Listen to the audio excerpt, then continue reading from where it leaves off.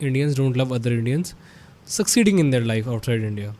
They were like, हाँ हमने तो समझाया था ना, अब अकल आई ना, क्यों गया था बाहर. पहली बार जितने भी H1Bs हैं वो इंडिया छोड़कर इसलिए नहीं गए कि उन्हें वापस आना था.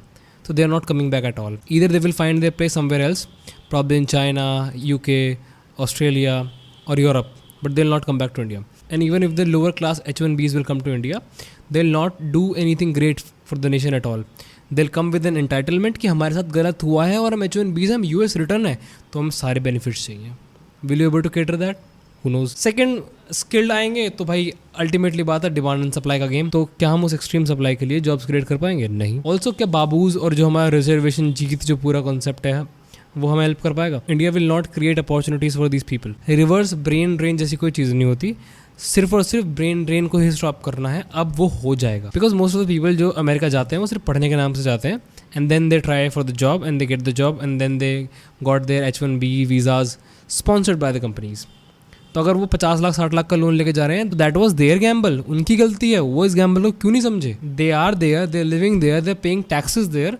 What we are getting out of it? Nothing. Just recognition that they are Indians. And I'm sure that China will take most of these people onto their space by giving them opportunities. They are living abroad to get a better life.